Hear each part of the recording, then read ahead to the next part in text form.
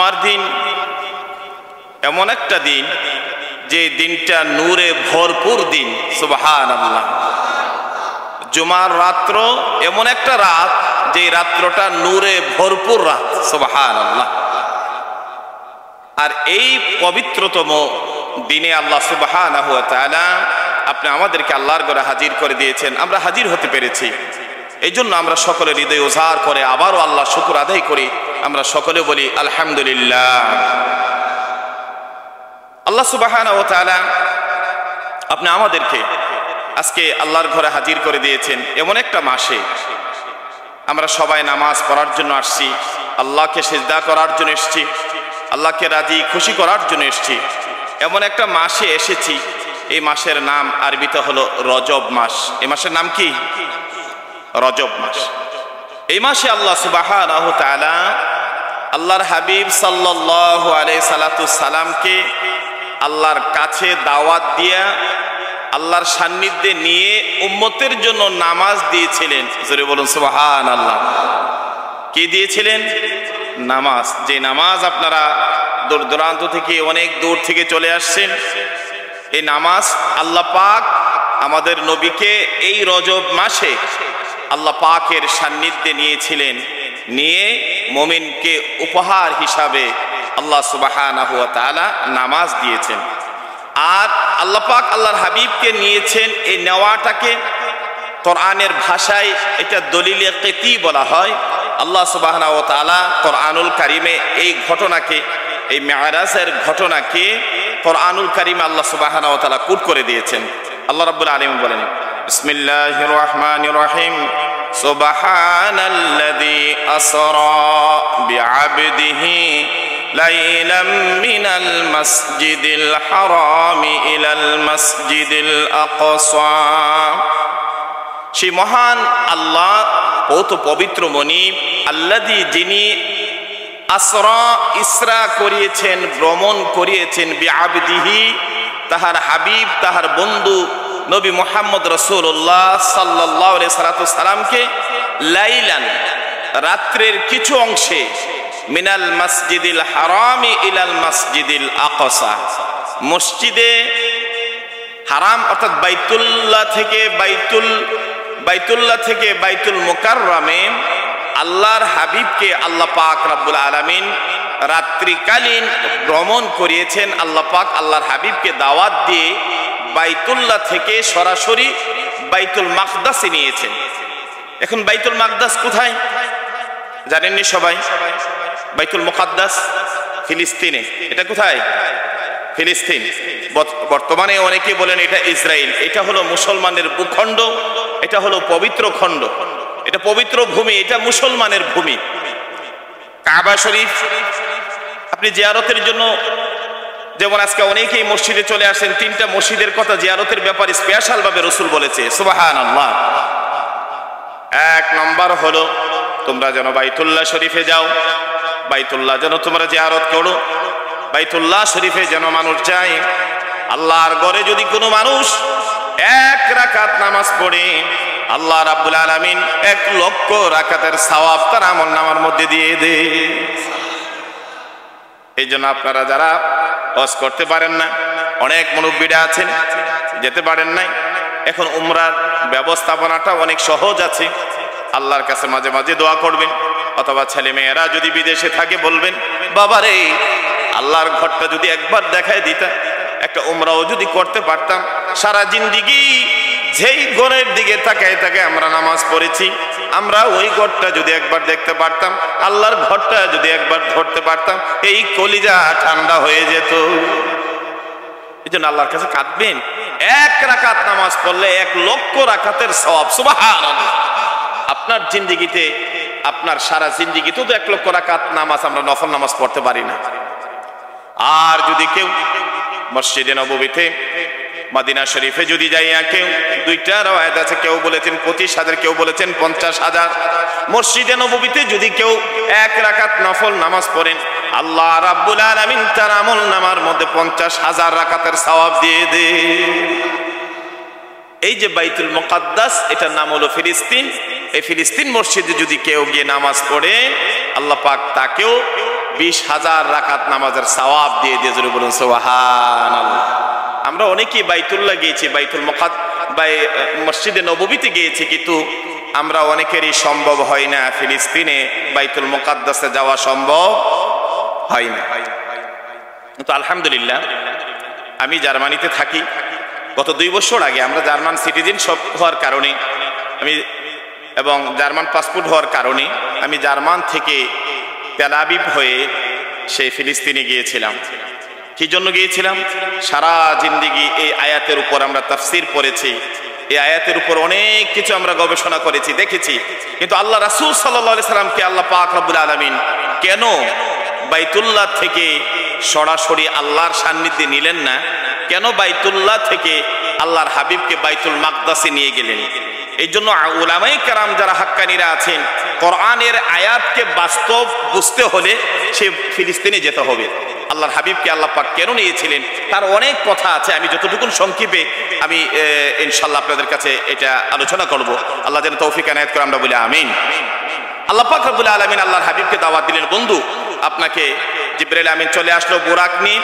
রাসূল উম্মে হাতিমের সামনে উনি শুয়ে আছেন। বললেন, ইয়া রাসূলুল্লাহ, আল্লাহ পাক আপনাকে দাওয়াত দিয়েছেন, আল্লাহর সান্নিধ্যে যেতে হবে। বুরাক রেডি। আল্লাহর হাবিব উঠে গেলেন। ওঠার পরে আল্লাহ রাসূল সাল্লাল্লাহু আলাইহি সাল্লাম বুরাক শব্দটারও অনেক বিশ্লেষণ আছে। আপনারা মেরাজের আলোচনা শুনছেন, তারপর সংক্ষিপ্তভাবে যেহেতু রজব মাস আর এই নামাজ পড়ার জন্য আমরা আসছি, তার উপরে একটা আলোচনা করব। আল্লাহ রাসূল সাল্লাল্লাহু আলাইহি সাল্লাম এই বুরাককে নিয়ে বুরাকের উপর আল্লাহ রাসূল চড়লেন। হাদিস শরীফের মধ্যে আসছে বুরাক একটা কদম দিলে, এই বুরাক শব্দটা বারকুন থেকে বিজলি যেমন এক চমকে এই আসমান থেকে জমিন পর্যন্ত যতটা দ্রুত দেখা যায় তার চেয়ে আরো দ্রুত বুরাকের গতি। সুবহানাল্লাহ। আল্লাহর হাবিবের কাছে চলে আসলো জিবরাইল আমিন, এসে বলে, ইয়া রাসূলুল্লাহ, দুঃখিনী মা এবং বাবা গ্রামের বাড়িতে এই কনকনে শীতের মধ্যে একটা টিনের ঘরের মধ্যে থাকে। নিজের এই ফ্ল্যাটের মধ্যে বাবার জায়গা হয় না, মার জায়গা হয় না। তোমার মতো কপাল পোড়া যুবক এই আল্লাহর জমিনে হতে পারে না। তোমার নামাজ, তোমার রোজা আল্লাহর দরবারে কবুল হবে না। আজকে ঢাকা শহরে ফ্ল্যাট খালি পড়ে থাকে, আমার মার জায়গা হয় না, আমার বাবার জায়গা হয় না। এর চাইতে বড় বদনসিবওয়ালা সন্তান এই জমিনে আর কি হতে পারে? এগুলো অত্যন্ত সতর্ক থাকতে হবে। আমি নিজে কষ্ট করব এই শীতের দিনে। আমি আমার মসজিদে জুমার বয়ানে বলি, প্রত্যেকটা বয়ানের মধ্যে রাখি, আপনারা যারা শীতের দিনে এসছে আপনাদের মা বাবার খবর নেন, যাতে তাদের কোনো কষ্ট না হয়। এই শীতের দিনে স্পেশাল কম্বল তাদের জন্য পাঠান, তাদের জন্য কাপড় পাঠান, তারা যেন কষ্ট না হয়। আপনারা নিজেরা সুখ করবেন, আমার মা আমার বাবা কষ্ট পাবে, এই সুখ আল্লাহ সইবে না। এই জন্য আমার ভাইরা, মা বাবার কষ্ট দিয়েন না। মা বাবা যদি বদদুয়া করে ধ্বংস হয়ে যাবেন। আল্লাহ রাসূল সাল্লাল্লাহু আলাইহি ওয়াসাল্লাম বলছেন, আল্লাহ নবী বলেন, মা বাপ হলো আমা নারুকা ওয়া জান্নাতুকা, মা বাপ তোমার জান্নাত, মা বাপ তোমার জাহান্নাম। চাকরি হয় না, দোয়া চাও জান্নাত হয়, আল্লাহ রাব্বুল আলামিন চাকরির ব্যবস্থা করে দিবে। যুবকরাই বিদেশ যেতে পারো না, মার কাছে যায় দোয়া নাও, আল্লাহ রাব্বুল আলামিন তোমার বিদেশের ব্যবস্থা করে দিবে। মার দোয়া আল্লাহর দরবারে এত তাড়াতাড়ি কবুল হয়, এমন তাড়াতাড়ি আর দুনিয়ার কোনো মানুষের দোয়া সন্তানের জন্য আল্লাহর কাছে কবুল হয় না। দোয়া চাইবেন মা বাবার কাছে, আর চাইবেন সবসময় আল্লাহর কাছে। কার কাছে? এই জন্য মা বাবার মনে কষ্ট দেন না। আল্লাহ নবী বলেন, আমার উম্মতের উপর এমন একটা জমানা আইব যখন যুবকগুলো তার বন্ধুকে অনেক আপন মনে করবে, ও আদনা সাদিকাহু, আর কি করবে, ও আকসা আবাহু, আর বাবাকে অনেক দূরে মনে করবে, পিতাকে দূরে ঠেলে দিবে। এমন একটা জমানা যখন সমাজের মধ্যে আসবে, আল্লাহ নবী বলেন তখন আল্লাহর আযাব এই জমিনের মধ্যে আসতে থাকবে। তো যাই হোক, আমরা অনেক কথাগুলো সেখান থেকে চলে আসছি। আল্লাহর হাবিব সাল্লাল্লাহু আলাইহি সাল্লাম মেরাজে গেলেন, সেখান থেকে আমাদেরকে নামাজ দিলেন, নামাজের কথা আপনাদেরকে আলোচনা করলাম। দ্বিতীয় হতে হলো আল্লাহ পাক রব্বুল আলামিন এই উম্মতের জন্য উপঢৌকন হিসাবে আল্লাহ পাক সূরা বাকারার সর্বশেষ কয়েকটি আয়াত দিলেন। এই আয়াতের ফজিলত সম্পর্কে তাফসীর ইবনে কাসির মারিফুল কোরআনের মধ্যে আসছে, কেউ যদি রাত্রের বেলা ওই আয়াতগুলো পড়ে ঘুমিয়ে যান, তাহাজ্জুদ নামাজ ওইটা পড়লে যত না সওয়াব, আপনার আমল নামার মধ্যে এই সওয়াব দিয়ে দিবে। কোন সুবহানাল্লাহ।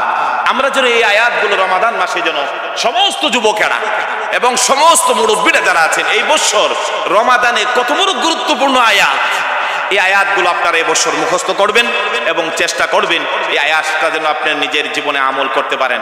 3 নম্বরে আল্লাহ রাসূল সাল্লাল্লাহু আলাইহি সাল্লামকে আরেকটা জিনিস দিলেন, সেটা হলো আল্লাহর হাবিবকে বললেন, ইয়া আল্লাহ পাক রব্বুল আলামিন আপনার উম্মতের জন্য আর একটা ইবাদত দিয়ে দিল, সেটা হলো আপনার উম্মত যেন শিরিক না করে। কি না করে? শিরিক। শিরিক হলো আল্লাহর কাছে সবচাইতে বড় গুনাহ। এই গুনাহ আল্লাহ ক্ষমা করে, এই গুনাহ আল্লাহ ক্ষমা করে। আল্লাহর সাথে শিরিক করা, মাজারে গিয়ে সেজদা দেওয়া, কোনো মানুষের পায়ে সেজদা পড়ে যাওয়া, এই সমস্ত যদি কোনো ধরনের জিনিস থাকে সেখান থেকে নিজকে হেফাজত করবেন। আল্লাহ পাক এই শিরিকওয়ালা লোককে আল্লাহ কখনো ক্ষমা করে।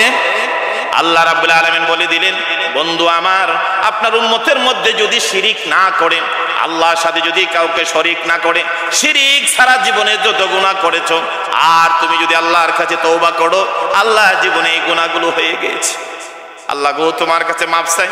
আমার আল্লাহ রাব্বুল আলামিন ওই মেরাজের রজনীতে আল্লাহ জানাই দিলেন, বন্ধু আপনার উম্মতকে শিরিক ব্যতীত যদি গুনাহ থাকে আল্লাহ রাব্বুল আলামিন ক্ষমা করে দিবে। এই জন্য আমার ভাইরা, আমরা তো মানুষ, আমাদের গুনাহ হয়, আমাদের গুনার শেষ নাই। কথা বললে গুনাহ হয়, মানুষের সাথে চলতে গেলে গুনাহ হয়। এই গুনাহগুলো ক্ষমা করব কিভাবে? রাত্র যখন গভীর হয়ে যায়, গভীর রাতে ঘুম থেকে উঠুন, 2 রাকাত নামাজ পড়ুন, সেজদায় যায় আল্লাহর কাছে কাঁদেন আর বলেন, আল্লাহ গো জীবনে এত গুনাহ করেছি, আমার অপরাধগুলো যদি এলাকার মানুষগুলো জানতো আমারে সম্মান করতো না, আমার এই অপরাধ যদি দুনিয়ার মানুষ যদি জানতো আমাকে কেউ ইজ্জত করতো না, আমার এই অপরাধ যদি দুনিয়ার কোনো মানুষ জানতো আল্লাহ আমি সম্মান পাইতাম না। রব্বুল আলামিন আমি জীবনে যত গুনাহ করেছি, যত অপরাধ হয়েছে, এই গভীর রজনীতে নামাজ পড়ে তুমি মনিবের দরবারে সেজদা করে মাফ চাই, মেহেরবানি করে তোমার গোলামরে ক্ষমা করে দাও। কোনো বান্দা যখন গভীর রাত্রে নামাজ পড়ে চোখের পানিগুলো ছেড়ে ছেড়ে আল্লাহর কাছে কাঁদে, আমার আল্লাহ রাব্বুল আলামিন আপনার জীবনের গুনাহগুলো মাফ করে দেয়। আজকে আমরা এমন হয়েছি, আমরা বাঙালিরা শুধু হাসতে জানি, কাঁদতে জানি না। আমরা হাসি, আল্লাহ কয় একটা আর আমরা করি। আল্লাহ বলেন, ফাল ইয়াদহাকু কালিলাও ওয়াল ইয়াবকু কাসীরা। বান্দা বেশি বেশি করে কাঁদো আর কম করে হাসো। আল্লাহ কয় কাদার কথা আর আমরা বেশি করে হাসি। এই জন্য ভাইরা কাদার চেষ্টা করেন। বান্দার চোখের পানি কিয়ামতের দিন এক একটা বড় বড় জাহান্নামকে তোমার চোখের পানি দিয়ে আল্লাহ নিবাইয়া দেবে।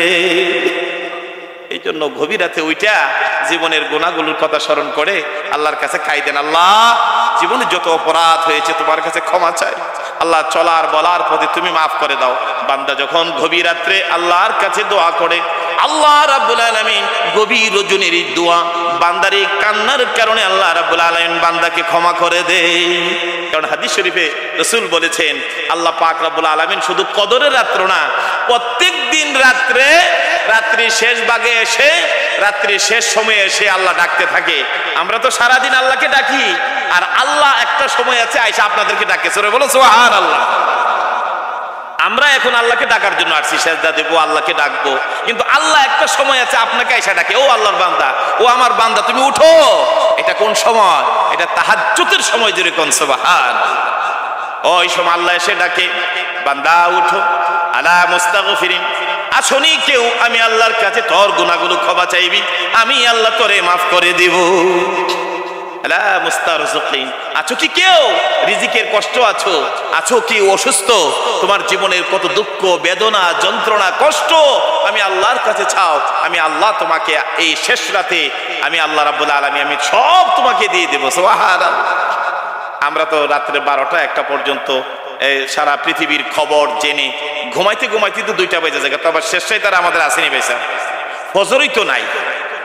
এই জন্য আস্তে আস্তে একটু সকাল সকাল ঘুমানোর চেষ্টা করা, আর রাত্রি শেষ ভাগে ফজরের নামাজের আজানের 10 মিনিট অথবা 20 মিনিট আগে যদি আপনি উঠতে পারেন তাহলে তো তাহাজ্জুদ নামাজটা হয়ে যায়। আল্লাহর নবী যখন মক্কা থেকে হিজরত করে মদিনাতে গেলেন, যাওয়ার পরে হযরত সালমান ফারসি চলে আসলো, আসার পরে সালমান ফার্সি বলেন, আমি সর্বপ্রথম আল্লাহর নবীর জবান মোবারক থেকে আমি 3টা কথা শুনেছিলাম। কয়টা কথা? আমি 3টা কথা শুনলাম। 1 নম্বর কথা হলো, রাসূল বলেছেন তোমরা যখন একজন আরেকজনের সাথে দেখা হবে, তোমরা একজন আরেকজনকে সালাম দিবে, যেরকম সুবহানাল্লাহ। কি দিবেন? 2 নম্বরে রাসূল বলেছেন তোমরা কি করবে, রাত্রির শেষ ভাগ যখন হয়ে যাবে তখন ওই শেষ রাতে নামাজ পড়বে আর নিরাপদে আল্লাহর জান্নাতে তোমরা প্রবেশ করবে। সুবহানাল্লাহ। এই জন্য আমার ভাইরা, সংক্ষিপ্তভাবে আমি যে আলোচনাটা প্রথম থেকে পর্যন্ত আপনাদের জন্য নিয়ে আসছি, সেটা হলো এই রজবের চাঁদে আল্লাহর হাবিবকে মেরাজে নিলেন, আমাদের জন্য নামাজ দিলেন। নামাজ হলো মুমিনের মেরাজ। আল্লাহর হাবিবকে নিয়ে মেরাজ করালেন। আর মুমিন নামাজ পড়লে আল্লাহর সাথে দিদার হয়ে যায়। সুবহানাল্লাহ। মুমিন নামাজ পড়ার জন্য 2টা সুরত হয়। 1 নম্বর সুরত হলো আপনি আল্লাহকে দেখছেন, এই গুণ আমাদের নাই। আর দ্বিতীয় গুণটা হলো আমি যখন নামাজে দাঁড়াই আল্লাহ আমাকে দেখছে, ঠিক কিনা? আমার আল্লাহ দেখে কিনা? আমার প্রতিটা রুকু, আমার প্রতিটা সিজদা, আমার প্রতিটা জিনিস তিনি দেখছেন, তাহলে আল্লাহ আমাকে দেখছেন। এটা মুমিনের মেরাজ। 2 নম্বর হলো আমরা যেন এই সূরা বাকারার শেষের আয়াতগুলো আমরা মুখস্থ করি। এই ব্যাপারে তাফসীরের মধ্যে খুব গুরুত্বপূর্ণ সহকারে আলোচনা করা হয়েছে। 3 নম্বর হলো আমরা যেন শিরিক মুক্ত ইবাদত করি। আমাদের ইবাদতের মধ্যে যেন কোনো শিরকিয়াত না থাকে, আমাদের ইবাদতের মধ্যে যেন কোনো শিরিক না থাকে, কারণ এই শিরিক গুনাহ আল্লাহ কখনো ক্ষমা করে না। এই জন্য আমার ভাইরা, এই আমলগুলো নিজের জীবনে চেষ্টা করবেন এবং তাহাজ্জুদ নামাজটা পড়ার জন্য চেষ্টা করবেন। এজ এ নসিহত হিসাবে, আদ-দীনুন নাসিহা, রাসূল বলেন দিন হলো নসিহত। এই নসিহতটুকুন করে গেলাম। আল্লাহ পাক রব্বুল আলামিন যেন আমাদের এই আমলগুলো করার তৌফিক এনায়েত করে, আমরা বলি আমিন। সর্বশেষ কয়েক মিনিট আপনাদের কাছে যে কথাটুকুন বলা হবে, এই মসজিদে নামাজ পড়তে এসে ভালো লাগেনি ভাই স্যার? শান্তি লাগে কিনা? আমি তো পৃথিবীর ইউরোপের অনেক দেশ দেখেছি। আমি দুবাইতে গিয়েছি, সৌদি আরবে তাফসীর মাহফিল করেছি, পৃথিবীর অনেক দেশ আল্লাহ নিয়েছেন, কিন্তু এরকম ডিজাইন করে সুন্দর মসজিদ আমার চোখে কমই পড়েছে, আলহামদুলিল্লাহ। এই জন্য যার জন্য আমি বড় ইন্টারেস্ট হয়ে, আর বিশেষ করে এই মসজিদের প্রতিষ্ঠাতা জনাব বীর মুক্তিযোদ্ধা রফিকুল ইসলাম সাহেব, উনি গিয়েছিলেন জার্মানিতে। তা আমি যে মসজিদে নামাজ পড়াই, ওই মসজিদের মুসল্লি হলো ওনার মেয়ের জামাতা। তো ওনাকে নিয়ে আসলো জুমার নামাজের বয়ানের পরে। উনি আমার রুমে আসলেন, কথাবার্তা হলো। বললো যে হুজুর আপনি যদি দেশে যান তাহলে আমি একটা মসজিদ করেছি। আবার সাথে সাথে আমাকে আবার ওনার এই মোবাইল দিয়ে এইটা দেখানোর সাথে সাথেই আমি বললাম যে ঠিক আছে ইনশাল্লাহ, আমি যদি দেশে যাই আপনার মসজিদে যাব। তো সেই হিসাবে আজকে আপনাদের কাছে আসা, আর এই মাসের 30 তারিখ আবার চলে যাব। তো উনি আমাদের এখানে গিয়েছিলেন, আর সেই জন্য আপনাদের এই মসজিদে আজকে আমার আগমন করা অনেক ভালো লেগেছে। পুরো বিধানটা আল্লাহ রাসূলের মাধ্যমে আমাদেরকে জানিয়ে দিয়েছেন। যাই হোক, বলছিলাম যুবকদের ব্যাপারে, যুবকেরা নামাজি হবে। যুবকদের মধ্যে যদি ভালো কোয়ালিটি অর্জন করতে পারেন, আপনারা আল্লাহর কাছে মর্যাদাশীল। আর যদি খারাপ গুণগুলো আসে, আপনাদের উপর আল্লাহর আযাব কি আসবে দেখনে। 1 নম্বরে রাসূল বলেন, তিরমিজি শরীফের হাদিস আবু হুরায়রা থেকে, যে কোনো ব্যক্তি যখন সরকারি সম্পদ লুট করবে তার উপরে আযাব আসবে। 2 নম্বরে রাসূল বললেন, ওয়াল আমানাতু মাগনামান, যখন কোনো মানুষের আমানতকে খেয়ানত করবে, আপনার উপর বিশ্বাস করে আমানত রাখলো আর আপনি এই আমানতটা খেয়ানত করলেন, আল্লাহর হাবিব বলেন এই যখন সমাজের মধ্যে চলবে তখন আল্লাহর গজব নাজিল হতে থাকবে। এই জন্য মানুষের আমানত খেয়ানত করা যাবে না। আপনাকে বিশ্বাস করে আপনার কাছে আমানত রাখলো আর আপনি মানুষের আমানতটা খেয়ে ফেললেন, নাউজুবিল্লাহ। আল্লাহর হাবিব বলেন যখন সমাজের মধ্যে এইগুলো চলতে থাকবে তখন আল্লাহর গজব একটার পর একটা আসতে থাকবে। তারপরে রাসূল বলেন এমন একটা সময় আসবে, ও আতার রাজুলু ইমরাআতাহু, এমন একটা সময় আসবে, আল্লাহ নবী বললেন মানুষেরা অর্থাৎ লোকেরা তার স্ত্রীর আনুগত্য করবে, ও আক্কা উম্মাহু, আর তার মায়ের অবাধ্যতা করবে। নাউজুবিল্লাহি মিন যালিক। আজকে এই সমাজটা চলে এসেছে। আল্লাহর হাবিব বলেন আখির জামানায় আমার উম্মতের উপরে এমন একটা সময় চলে আসবে, এই উম্মতের মধ্যে মানুষ পুরুষগুলো তার স্ত্রী ইতাআত করবে, স্ত্রীর কথা এমন ভাবে মানবে, স্ত্রীর কথা এমন ভাবে তার মনের মধ্যে নিয়ে নেবে যে নেওয়ার পরে তার মা গর্ভধারিণী মার কথা সে বলে যাবে, মার সম্মান করবে না, বাবার সম্মান করবে না। এমন একটা সময় আসবে ছেলেরা তার মেয়েদের অর্থাৎ স্ত্রীদের আনুগত্য করবে, সে যা বলবে তাই করবে।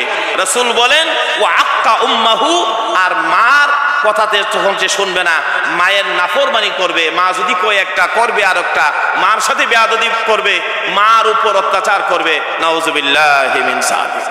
আল্লাহর নবী বলেন আমার উম্মতের উপর আখিরি জামানার মধ্যে এই সিমটম গুলো দেখা দিবে। লোকেরা দেখা যাবে বড় নামাজি, দেখা যাবে বড় ভালো ছেলে, কিন্তু চরিত্রের মধ্যে এই গুণগুলো দেখা যাবে। কি গুণ? এক নম্বর হলো তারা যখন বিয়ে শাদী করবে, নিজের স্ত্রীর আনুগত্য এমন ভাবে করবে, নিজের স্ত্রীর কথা শুনে গর্ভধারিণী মাকে দূরে সরে দিবে। নাউযুবিল্লাহ। এই জন্য আমার ভাইরা, কুরআনুল কারীমে আল্লাহ রাব্বুল আলামিন বলে দিলেন, ও দুনিয়ার মানুষেরা, মা এবং বাবা এই দুজনে এত বড় সম্পদ। ওয়াকাদা রাব্বুকা আল্লা তা'বুদু ইল্লা ইয়াহু ওয়া বিল ওয়ালিদাইনি ইহসানা, মা বাবার সাথে ভালো ব্যবহার করার জন্য। ও কুল্লাহুমা কাওলান কারীমা, তাদের সাথে যেন নরম নরম কথা বলো, গরম গরম কথা বলা যাবে না। বিবি আছে, হ্যাঁ তাকে ভালোবাসবো অন্তর দিয়ে, কিন্তু বিবির জন্য মাকে আমার বাসা থেকে, আমার বাড়ি থেকে আমি বাইর করে দিব না। মার সাথে কোনো ধরনের বেয়াদবি করা যাবে না, বাবার সাথে বেয়াদবি করা যাবে না। বিবিকে ভালোবাসা দেব, বিবি যা পাওনা তাকে সব কিছু দেব, কিন্তু যখনই বিবি বলবে আমার সাথে আমার বাসার মধ্যে তোমার মা থাকতে পারবে না, তোমার বাবা থাকতে পারবে না, এমন বিবি আমরা আমাদের জীবনে চাই না। আর যদি এমন একটা চরিত্র যদি যুবকদের মধ্যে চলে আসে, আল্লাহ নবী বলেন আখিরি জামানা চলে আসবে, এই জামানার মধ্যে আল্লাহর আযাব একটার পর একটা আসতে থাকবে। এই জন্য যুবকরা, তোমরা যেমন আরশ আজিমের ছায়া নিচে জায়গা পাইবা, আবার তোমাদের জন্য এই সমাজের মধ্যে এই দেশ ধ্বংস হয়ে যাবে, আল্লাহর আযাব নাজিল হবে তোমরা যদি এই আমলগুলো করো। এই জন্য কুরআনুল কারীমে আল্লাহ বলে দিলেন ওয়া কুল্লাহুমা কাওলান কারীমা। দুনিয়ার যুবকগুলো, যখনই তোমরা মা বাবার সামনে যাইবা, তোমরা যখন কথা বলবা, মার সাথে যখন কথা বলবা, বাবার সাথে যখন কথা বলবা, তোমাদের কথাটা যেন নরম নরম হয়, তোমাদের কথাটা যেন গরম না হয়। আল্লাহু আকবার। এটা কোরআন আমাদেরকে শিক্ষা দিয়েছে নবী মুহাম্মদুর রাসূলুল্লাহ সাল্লাল্লাহু আলাইহি সাল্লাম। এই জন্য আমার যুবক ভাইয়েরা, আল্লাহ থেকে বাইতুল মাকদাসে এবং সেখানে অনেক কিছু আল্লাহর হাবিবকে ঘুরিয়ে দেখিয়েছেন। কুরআনুল কারীমে বলা হয়েছে বারাকনা হাওলাহু, রাসূল এই বাইতুল মাকদাসের চতুর্পার্শ্বকে আল্লাহর হাবিব আল্লাহর সান্নিধ্যে যাবেন, এই জন্য পুরা এলাকাটাকে আল্লাহ বরকতময় করে দিয়েছে। সুবহানাল্লাহ। হাবিব যাবেন আল্লাহর সান্নিধ্যে, এও ছেলে আল্লাহ পাক বাইতুল মুকাদ্দাসের ফিলিস্তিনের চতুর্পার্শ্বকে আল্লাহ বরকতময় করে দিয়েছেন। এবং আল্লাহ বললেন লিনুরিয়াহু মিন আয়াতিনা, আল্লাহর কিছু নিদর্শন, কুদরতি নিদর্শন আল্লাহর হাবিবকে দেখাবেন। আল্লাহর হাবিব সাল্লাল্লাহু আলাইহি সাল্লামকে হযরত জিবরাইল আমিন বোরাক নিয়ে গেলেন, বোরাকের উপর চললেন। বোরাক একটা কদম দিয়ে চলে গেল বাইতুল্লাহ থেকে মসজিদে নববী অর্থাৎ মদিনা শরীফে, যেখানে রাসূল সাল্লাল্লাহু আলাইহি সাল্লাম শুয়ে আছে। সুবহানাল্লাহ। সেখানে যাওয়ার পরে জিবরাইল আমিন বলল, ইয়া রাসূলুল্লাহ, আপনি বোরাক থেকে নামেন, এখানে 2 রাকাত নামাজ পড়েন। আল্লাহর হাবিব বললেন, ইয়া আখি জিবরাইল, এখানে কি হয়েছে, এখানে আমি কেন নামাজ পড়ব? বলল, ইয়া রাসূলুল্লাহ, এই জায়গার নাম হলো ইয়াসরিব। নাম কি? এখন নাম কি? মদিনাতুল মুনাওয়ারা বা মদিনা শরীফ। মক্কা শরীফের আগের নাম ছিল বাক্কা। কি নাম ছিল? বাক্কা। কোরআনুল কারীম আল্লাহ বলছে বিবাক্কাতান মুবারাকা, বাক্কা ছিল মুবারক। আল্লাহর হাবিব আগমনের কারণে বাক্কা হয়ে গেল মক্কা। সুবহানাল্লাহ। রাসূল মক্কা থেকে আল্লাহর হাবিবকে বোরাকে করে নিয়ে গেলেন মদিনায়। বোরাক কদম রাখলো, জিবরাইল আমিন বললেন, হুজুর এখানে নামেন। বলে কি জন্য? ইয়া রাসূলুল্লাহ, ওই বাক্কা নগরে, বাক্কার মানুষগুলো, কিছু মানুষ আছে যারা আপনাকে ওই নগরে থাকতে দিবে না। আপনি নবী হিজরত করে এই শহরে আসবেন, এই জায়গায় হবে আপনি নবীর কবর। নবীজি বললেন, কে রে জিবরাইল, আমার জাতির মানুষেরা কি আমাকে মক্কা শহরে থাকতে দিবে না? বলে না হুজুর, আপনার কিছু মানুষেরা উম্মতের মধ্যে যারা আপনি নবীকে মানবে না, আপনি নবীর কথা শুনবে না, ওই মানুষগুলো ওই মক্কা নগরে আপনাকে হত্যার পরিকল্পনা করবে। আল্লাহ পাক রব্বুল আলামিন আপনি নবীকে হেফাজত করে ওই বাক্কা নগর থেকে এই ইয়াসরিবে, এই শহরে মদিনাতুল মুনাওয়ারা হবে আপনার কবর। সুবহানাল্লাহ। রাসূল নামাজ পড়লেন, এই জন্য ওই জায়গাতেই রাসূল হাসরের দিন আল্লাহর নবী ওই জায়গা থেকেই উঠবেন। আল্লাহর যখন কিয়ামত প্রতিষ্ঠা হয়ে যাবে, সর্বপ্রথম যখন জমিন থেকে যখন আল্লাহ পাক রব্বুল আলামিন মানুষদেরকে কিয়ামতের ময়দানে নেবেন, আল্লাহর জান্নাতি পোশাক পরায় আল্লাহর হাবিবকে ওই মসজিদে নববীর ওই রওজা মুবারক থেকে আল্লাহ রাসূলকে উঠায় নেবেন। জোরে বলুন সুবহানাল্লাহ। সেখান থেকে আল্লাহর হাবিবকে বুরাক নিয়ে চলে গেল বাইতুল মুকাদ্দাসে। জান্নাত তার আগে যাওয়ার আগে বুরাক রাসূলকে নিয়ে চলে গেলেন বেতেলহাম। নাম কি? বেতেলহাম। আর আরবিতে কব বাইতুল্লাহাম, অর্থাৎ বাইতুল মাকদাসে, অর্থাৎ ফিলিস্তিনের যে মসজিদ আছে বাইতুল মুকাদ্দাস, ওই মসজিদ থেকে প্রায় 11.5 কিলোমিটার একটু পূর্বে দিকে গেলেই একটা জায়গা আছে, এই জায়গার নাম হলো বেতেলহাম, বাইতুল্লাহাম। তো আমি যখন গিয়েছিলাম এই বাইতুল মুকাদ্দাসে, আমি ও জায়গাতে চলে গেলাম যে জিবরাইল আমিন আল্লাহ রাসূলকে মসজিদে নববী থেকে নিয়ে গেলেন বেতেলহামে। তার কারণটা কি? তার কারণ হলো এই বাইতুল মুকাদ্দাসের একটা হুজরার মধ্যে বিবি মারিয়াম থাকতেন। বিবি মারিয়ামের গর্ভে যখন সন্তান আগমন করবে, ঈসা নবী যখন পৃথিবীতে আসবেন, আল্লাহ পাক রব্বুল আলামিন ঈসা নবীর মার উপর ওহী প্রেরণ করলেন, তুমি এখান থেকে চলে যাও বেতেলহাম, ও জায়গার মধ্যে ঈসা নবীর জন্ম হবে। সুবহানাল্লাহ। মারিয়াম চলে গেলেন ওই বেতেলহামে, সেখানে ঈসা নবী জন্ম হয়েছে। আল্লাহ রাসূল মেরাজের রাত্রে ওই জায়গাতে যায় 2 রাকাত নামাজ পড়েছিলেন। জোরে বলুন সুবহানাল্লাহ। আল্লাহ হাবিব সাল্লাল্লাহু আলাইহি সাল্লাম সেই বেতেলহাম থেকে উনি চলে গেলেন বাইতুল মুকাদ্দাসে। বাইতুল মুকাদ্দাসে যাওয়ার পরে সেখানে নবীদেরকে নিয়ে আল্লাহ রাসূল নামাজ পড়লেন। এই বাইতুল মুকাদ্দাসের ভিতরের মধ্যে 5টা মসজিদ আছে। কয়টা? যেইটা গোল্ডেন, এইরকম ভাবে গোল্ডেন কালার ও লাইটাকে দেখবেন যে একটা মাঝখানে বড় একটা গম্বুজ দিয়ে, এই গম্বুজের মতো করে এবং অনেক জায়গা নিয়ে আছে। এইটা ঘুরে ঘুরে দেখলাম, এইটার নাম হলো কুব্বাতুস সাখরা। নাম কি?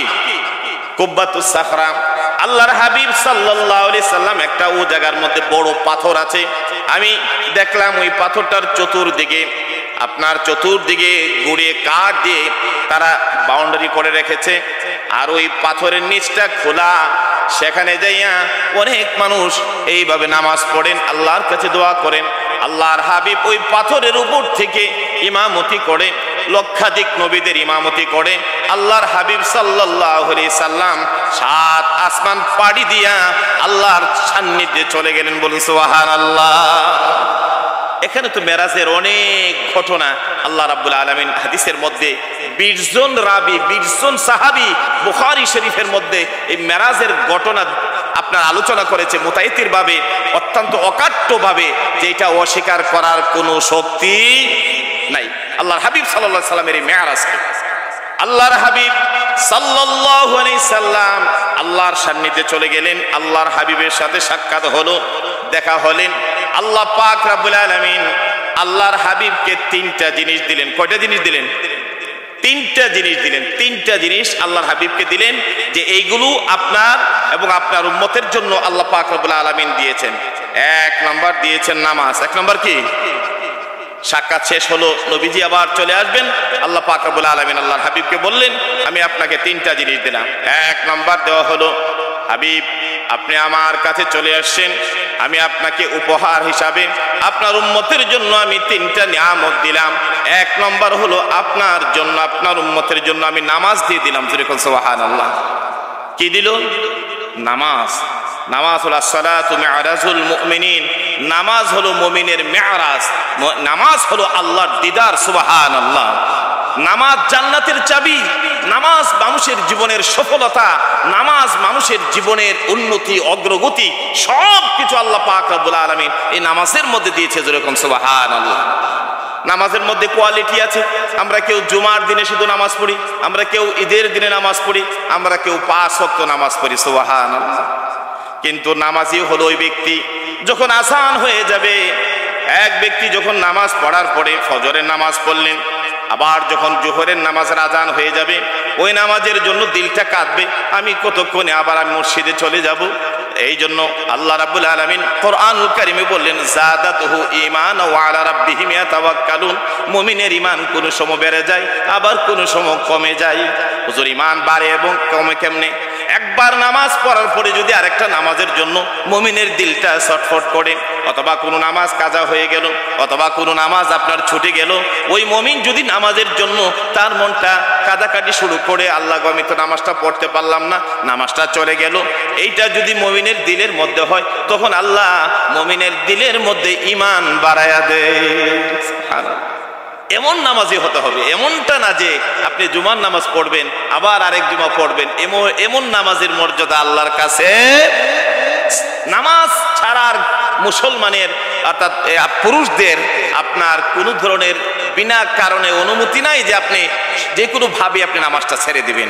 নামাজ এমন এক জিনিস আল্লাহ আপনি আমাদের উপর ফরজ করেছেন, নামাজের মাধ্যমে আল্লাহ পাক রব্বুল আলামিন মুমিনের মর্যাদা আল্লাহ বাড়িয়ে দেন। মুমিনের নামাজ পড়ার আগে, যখন নামাজ পড়ার আগে আপনারা উজু করেন, উজু করার কারণে মুমিনের চেহারার মধ্যে আল্লাহ নূর দিয়া দেয়। সুবহানাল্লাহ। এই জন্য হাসরের দিন আদম আলাইহিস সালাম থেকে ধরে আর আমাদের নবী পর্যন্ত লক্ষ লক্ষ নবীদের আপনার ইয়েরা থাকবেন, উম্মতরা থাকবেন, তো আপনি আমাদেরকে চিনবেন কিভাবে? এই জন্য মিশকাত শরীফে কিতাবুল উজুর অধ্যায়ের মধ্যে আসছে, এই নবীর উম্মত যারা হবে, আপনারা নামাজের আগে উজু করার কারণে আপনাদের চেহারার মধ্যে হাসরের দিন আল্লাহ নূর দিয়া দিবে। যেরকম সুবহানাল্লাহ। এই জন্য যারা ভালো করে উজু করে নামাজ পড়বেন, ওই নামাজের টেস্ট, ওই নামাজটা পড়তে বড় ভালো লাগবে।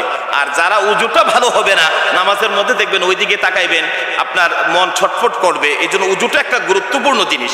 এই জন্য নামাজের আগে ভালো করে উজু করবেন, ওই পবিত্র হয়ে নামাজটা ভালোভাবে আদায় করবেন। আল্লাহর হাবিব বলেন, কিয়ামতের কঠিন দিনে লক্ষ লক্ষ নবীদের উম্মত থাকবে, আপনার উম্মত গুলো কেমন ভাবে চিনবেন? হাজার হাজার ঘোড়ার মধ্যে যদি একটা ডোরা কাটা ঘোড়া ছেড়ে দেয়, এটা চিনা যাবে কিনা? বলে চিনা যাবে। ওই ঘোড়াটা যেমন করে চিনা যাবে, আমার উম্মত হাসরের দিন চিনা যাবে। কেন? যারা ফজরের নামাজ পড়বেন, জোহরের নামাজ পড়বেন, যারা ভালো করে উজু করবেন, উজু করার কারণে আল্লাহ রাব্বুল আলামিন হাসরের দিন আপনার চেহারার মধ্যে নূর দিয়া দিবে। আল্লাহর হাবিব বলবেন, আজকে আমার নূরওয়ালা এই ইমানদার উম্মত গুলো আমি নবীর সাথে আসো, তোমাদেরকে নিয়ে আল্লাহর জান্নাতে যাব। কারণ নবী যতক্ষণ পর্যন্ত জান্নাতে না যাবেন, কোন নবীর জন্য জান্নাতের দরজা খোলা হবে? সর্বপ্রথম কোন নবী যাবেন? নবী মুহাম্মাদুর রাসূলুল্লাহ সাল্লাল্লাহু আলাইহি সাল্লাম। আদম আলাইহিস সালাম জান্নাতে গেটে চলে যাবেন, নক করবেন, ভিতর থেকে আওয়াজ আসবে, কে? আমি আদম পয়গম্বর, দরজা খোলো বলে না। ঈসা নবী চলে যাবে, মুসা নবী চলে যাবে, ভিতর থেকে আওয়াজ আসবে, কে? আমরা নবী, দরজা খোলো বলে না। ইব্রাহিম নবী চলে যাবে, ভিতর থেকে আওয়াজ আসবে, কে? আমি ইব্রাহিমের খালিল, দরজা খোলো, জান্নাতে যাবেও খোলা হবে না। ইব্রাহিম আলাইহিস সালাম আকাশের দিকে তাকায়া একটা চিৎকার দিয়ে আল্লাহকে বলবেন, আল্লাহ তুমি না কোরআনে বলেছো, ওয়াত্তাখাযাল্লাহু ইব্রাহিমা খালিলা, আমি ইব্রাহিমকে আমার বন্ধু বানাইলাম, আজকে বন্ধু জান্নাতের গেটে দাঁড়া, এটা কি শোভা পায়? বলে না। যদি শোভা না পায়, কেন জান্নাতের দরজা খোলা হচ্ছে না? রে ইব্রাহিম যতক্ষণ পর্যন্ত না আখিরি জামানার পয়গম্বর, উম্মতের কান্ডারি নবী মুহাম্মাদুর রাসূলুল্লাহ সাল্লাল্লাহু আলাইহি সাল্লাম আল্লাহর জান্নাতে কদম না রাখবে, কোন নবীর জন্য জান্নাতের দরজা খোলা হবে না। এই নবীর উম্মত আপনারা, আপনাদের মর্যাদা আল্লাহর কাছে কত বেশি। আল্লাহ রাব্বুল আলামিন এই নবীর উম্মতের জন্য নামাজ দিলেন। এই নামাজগুলো যারা যত বেশি যত্ন করে পড়বেন, যারা নামাজগুলো নিজের জিন্দেগিতে আমল করবেন, হাসরের দিন তত বেশি আল্লাহর নবীর কাছে থাকতে পারবে। এই জন্য নামাজটা ভাই একবার পড়লেন আর একবার ছেড়ে দিলেন, এমনটা করেন না। নামাজ কোনো মুমিন ছাড়তে পারে না। মুমিন কখনো নামাজ ইনফাক এটা ছেড়ে দিতে পারে না। একজন মুমিনের কষ্ট উপলব্ধি করা দরকার যে আমি নামাজ পড়তে পারি না, আমার দ্বারা নামাজ ভালোভাবে আদায় হচ্ছে না, আপনি বারবার চেষ্টা করেন নামাজগুলো আদায় করার জন্য। এই জন্য নামাজের বয়ান আমি এইটুকুনি করলাম, আমরা যারা আছি আমরা যেন 5 ওয়াক্ত নামাজ, জুমার নামাজগুলো যেন তাকওয়ার সাথে, কিসের সাথে পড়বেন? তাকওয়া। তাকওয়া হলো কি? এই তো 1 মাস পরে আমাদের রমাদান চলে আসবে। কি আসবে? রমাদান মাস আসবে না? রমাদান শুধু আপনি সিয়াম পালন করবেন, কিসের জন্য? কোরআনুল কারীমে আল্লাহ বলছে, ইয়া আইয়ুহাল্লাযীনা আমানু কুতিবা আলাইকুমুস সিয়ামু কামা কুতিবা আলাল্লাযীনা মিন ক্বাবলিকুম লাআল্লাকুম তাত্তাকুন। তাত্তাকুন হলো আমরা যেন তাকওয়া অর্জন করি। সিয়াম পালনের মাধ্যমে যেমন তাকওয়া অর্জন করা যায়, নামাজের মাধ্যমে তাকওয়া অর্জন করা যায়। এই জন্য তাকওয়া হলো আল্লাহ ভীতি, আল্লাহকে ভয় করা। আল্লাহ তোমাকে ভয় করে আমি নামাজ পড়ছি, আল্লাহ তোমাকে ভয় করে আমরা রোজা রাখছি। যেই ব্যক্তি ভয় করে নামাজ পড়বেন, যেই ব্যক্তি ভয় করে রোজা রাখবেন, আল্লাহ পাক রব্বুল আলামিন দুনিয়া আখিরাতে তার সম্মান বাড়ায় দিবে। যেরকম সুবহানাল্লাহ। সম্মান দিবে কে? শুধু তাই নয়, আল্লাহ রাব্বুল আলামিন বলেন, ইন্না আকরামাকুম ইনদাল্লাহি আতকাকুম। যারা আল্লাহকে ভয় করে, আল্লাহ বলেন ওই ব্যক্তিটা আল্লাহর কাছে সবচাইতে সম্মানিত। যেরকম সুবহানাল্লাহ। তো আল্লাহর কাছে যদি কোনো মানুষ সম্মানিত হয়ে যায়, আপনি যদি আল্লাহর কাছে ভালো মানুষ হয়ে যান, আপনি যদি আল্লাহর কাছে যদি মর্যাদাশীল হয়ে যান, আর দুনিয়ার কারো কাছে না হলেও কোনো অসুবিধা, আর আল্লাহর কাছে যদি বেইজ্জতি হয়ে যান, এই পৃথিবীর সবার কাছে সম্মানিত হয়ে যান, এটা কোনো যায় আসে না মুমিনের জন্য। এই জন্য আমরা চেষ্টা করব কার কাছে সম্মানিত হব? আল্লাহ বলছে, ইন্না আকরামাকুম ইনদাল্লাহি। আল্লাহর কাছে ওই ব্যক্তি সম্মানিত যে আল্লাহকে ভয় করে। সুবহানাল্লাহ। এই জন্য আল্লাহকে ভয় করবেন। এই রমাদান মাস আমাদেরকে শিক্ষা দিয়ে দেয় যে আল্লাহ এত ক্ষুধার্ত, এত কষ্ট, তারপর আমরা সিয়াম পালন করি। যাই হোক, আল্লাহ পাক রব্বুল আলামিন আল্লাহর হাবিবকে নিলেন, নিয়ে 1 নম্বর দিলেন কি? নামাজ। কি দিলেন? নামাজ।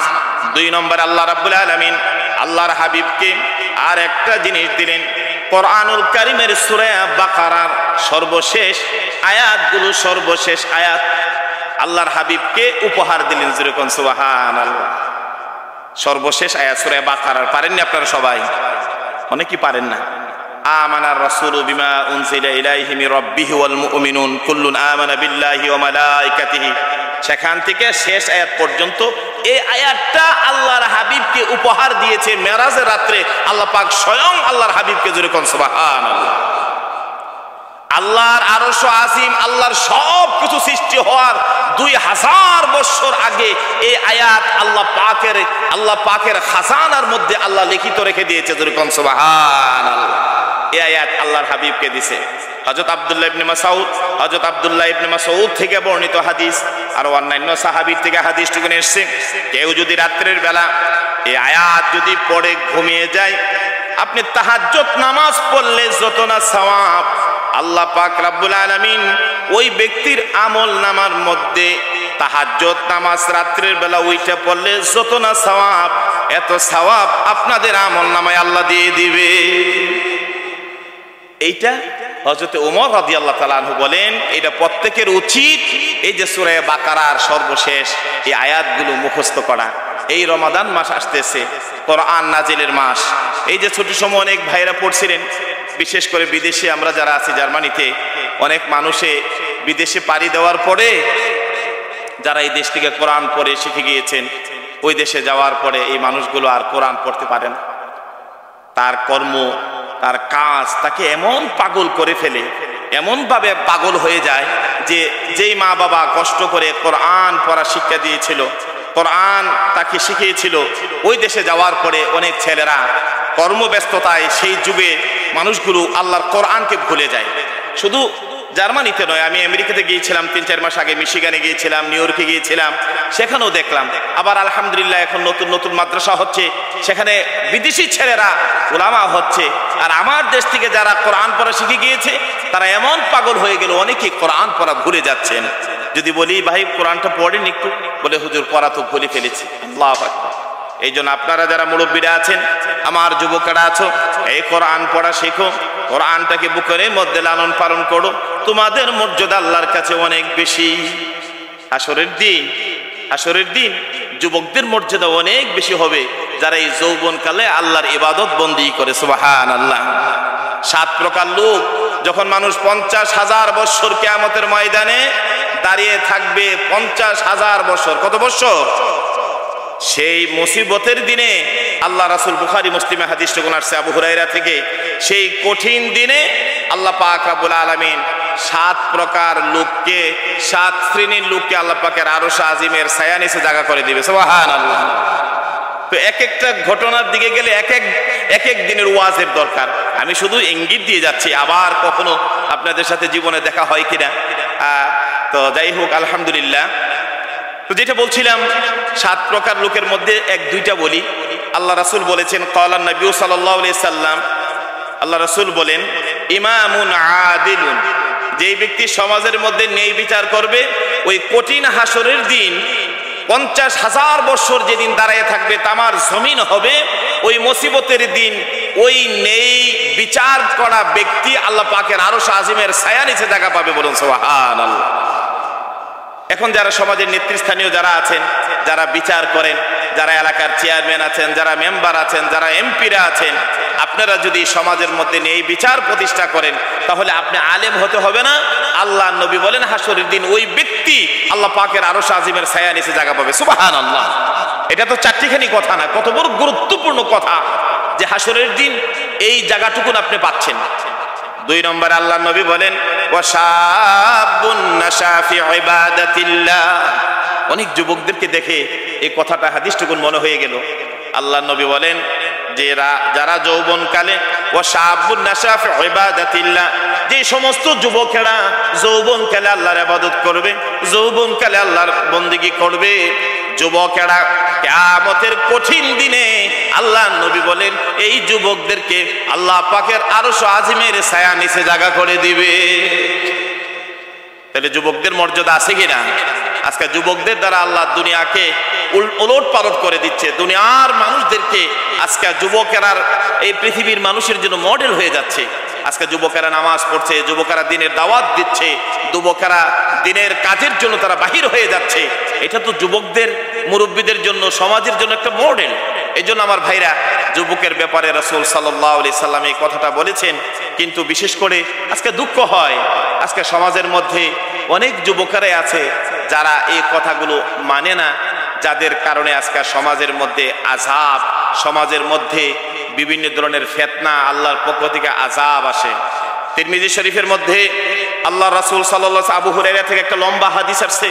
আল্লাহর নবী বলেন, এমন একটা জমানা আসবে যেই জমানার মধ্যে এই গুনাহগুলো যখন সমাজের মধ্যে হইতে থাকবে, তখন আল্লাহর পক্ষ থেকে গজব, আযাব এই জমিনের মধ্যে আসা শুরু করবে। সাহাবীরা বললেন, ইয়া রাসূলুল্লাহ, এই কাজগুলো কি? আল্লাহর নবী বললেন, ইদা তুখিদাল ফাইআ দাওলান, যখন সমাজের মধ্যে সরকারি সম্পদকে কেউ যখন আত্মসাৎ করবে, সমাজের মধ্যে যখন কোনো মানুষ সরকারের সম্পদকে যখন আত্মসাৎ করবে, আল্লাহর হাবিব বলেন এই সমাজের মধ্যে আল্লাহর গজব নাজিল হতে থাকবে। আজকে এই সমাজের মধ্যে গজব নাজিল হওয়ার একটা কারণ, ১৫০০ বছর আগে মসজিদে নববীর এই মেহরাবে দাঁড়ায়া আল্লাহ রাসূল খুতবা দিলেন, আমার উম্মতারা শোনো, এমন একটা জমানা আসবে যখন মানুষেরা সরকারি এই সম্পদকে নিজের সম্পদ মনে করবে, এই সম্পদকে তারা আত্মসাৎ করবে। যখনই কোনো জাতির কাছে, যখনই কোনো সমাজের মধ্যে যখন তারা এই জিনিসটা করবে, তখন আল্লাহর গজব সেই দেশের মধ্যে নাজিল হতে থাকবে।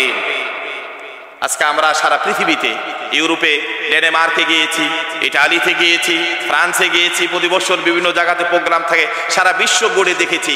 আজকে সেই দেশের মানুষগুলো কোটি টাকার সম্পদও যদি কোনো সরকারের সম্পদ পড়ে থাকে, তারা এটা দেখেও না। এই জন্য কবি নজরুল বলেছিলেন, পথের মানুষ উঠল রথে, আমরা হলাম পথচারী, তাই মুদেরকে দেই টিটকারি। কথাটা যদিও কবিতার আকারে, কিন্তু তার ভাবার্থ এত বেশি গভীর। কি সেই কথা? পথের মানুষ উঠল রথে, অর্থাৎ যে মানুষগুলো পথের ছিল, যাদের কোনো ইতিহাস ছিল না, যাদের কাছে কোনো কোরআন ছিল না, যাদের কাছে কোনো দ্বীন ছিল না, যারা ইসলাম ছিল না, আজকে সেই মানুষগুলো পৃথিবীর উন্নতির চরম শিখরে চলে গিয়েছে। আপনারা যদি কোনো সময় ইউরোপে যান, আশ্চর্য হয়ে যাবেন। আমার দেশের ছেলেরা কত ধরনের বাটপারি কথাবার্তা কয়, কিন্তু ওই দেশে যে সমস্ত ছেলেরা জন্ম হয়েছে, বড় হয়েছে, তারা মিথ্যা কথা বুঝে না, মিথ্যা কথা বলে না। আপনাকে সময়টা টার্মিং দিয়েছে, এতটা সময় দেখা করবে, এতটা সময় আপনার সাথে দেখা করবে। অধিকাংশ ছেলেদের আমরা এই সমস্ত চরিত্র দেখেছি। তো এখন দেখেন যারা আজকে ইউরোপে, এই মানুষগুলো তারা কোরআন পাইল না। রসুল বলছেন মিথ্যা বলা যাবে না, রসুল বলছেন মানুষদেরকে ধোঁকা দেওয়া যাবে না। আমরা ধোঁকা দিতে পারি কিনা? আমরা নামাজেও এক নম্বর, আবার ধোঁকাতেও এক নম্বর। আল্লাহ রাসূল বলেন ক্বালা নবী সাল্লাল্লাহু আলাইহি সাল্লাম লা ইয়াদখুলুল জান্নাতা খাব্বুন ওয়ালা বাখিলুন ওয়ালা মান্নান। আল্লাহর হাবিব বলেন তিন প্রকার লোক আল্লাহর জান্নাতে যাবে। কয় প্রকার? তিন প্রকার। এক নম্বর হলো যারা মানুষকে ধোঁকা দেয়। আমরা ধোঁকা দিতে পারিনি বেশা, যে কোনো কাজের মধ্যে হজে যাবেন, হজের টাকা ধোঁকা দিয়ে নিয়ে যান, আউযুবিল্লাহি মিন যালিক। যে দেশের মধ্যে এত নামাজ হয়, যে দেশের মধ্যে এত ওয়াজ হয়, যে দেশের মধ্যে এত কিছু হয়, এই দেশের মানুষগুলো মানুষের হাজিদের টাকা মেরে, নাউযুবিল্লাহি মিন যালিক। এই জন্য আজকে যে কথাটা বোঝাতে চাচ্ছিলাম যে আজকে দেখেন ওই দেশের মানুষগুলো এত বাটপারি বোঝে না, মানুষের অর্থ বোঝা বুঝে না, মানুষের অর্থ সম্পদগুলো নেওয়া বুঝে না। কিন্তু আজকে এই চরিত্রটা ছিল মুসলমানের, আর মুসলমানের চরিত্রটা আজকে তারা নিয়ে গেল। এই জন্য কবি দুঃখ করে বলেছিলেন, পথের মানুষ উঠল রথে, আমরা হলাম পথচারী। আজকে আমরা রাস্তার ফকির হয়ে গেলাম আমাদের চরিত্রের কারণে। ভালো চরিত্রগুলো তারা নিয়ে গেল, আর তাদের খারাপ চরিত্রগুলো আজকে আমাদের যুবকরা, আমাদের ভাইরা, আমার সমাজ গ্রহণ করছে। যার জন্য আজকে সামাজিকতার এই অবক্ষয় দেখা দিয়েছে। যতদিন পর্যন্ত কোরআনের পথে, রসুলের পথে, দিনের পথে না আসবে, ততদিন পর্যন্ত এই দেশে শান্তি আসবে না।